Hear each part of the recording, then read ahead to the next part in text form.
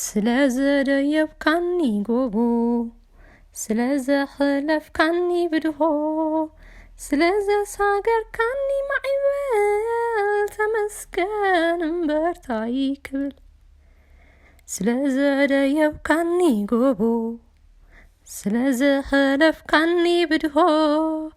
ስለዘሳገርካኒ ማዕበል ተመስገን እምበርታይ ክብል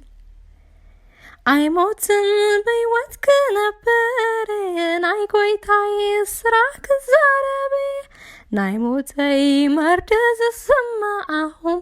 አይሞትኩም ተሓገሱ እዩ ስለዘደየብካኒ ጎቦ ስለዘኸለፍካኒ ብድሆ ስለዘሳገርካኒ ማዕበል ተመስገን እምበርታይ ክብል ናይ ጽባ ተስፋ ጸሊሙ ነቲ ለይቲ ኣዝዋን ውሁ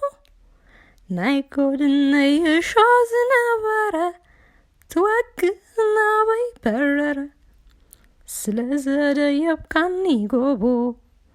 ስለዘኸለፍካኒ ብድሆ ስለዘሳገርካኒ ማዕበል ተመስገን እምበርታይ ክብል መንገዳይ ብሾክ ዊሉ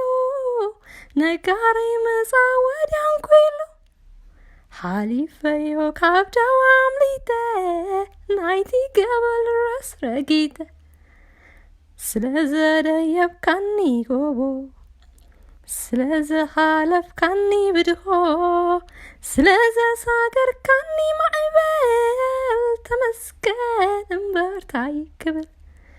ተመስገን እምበርታይ ክብል ተባረክ እምበርታይ ክብል ተመስገን ጌታ ካይ ትብል ተባረክ ኢየሱስ ታይ ክብል ተመስገን እምበርታይ ክብል ከፍ በል እምበርታይ ክብል ስለዘደየብካኒ ጎቦ ስለዘኸለፍካኒ ብድሆ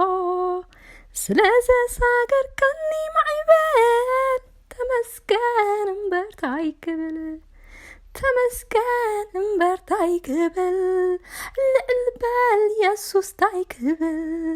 ተባረክ እምበርታይ ክብል ተወደስ እምበርታይ ክብል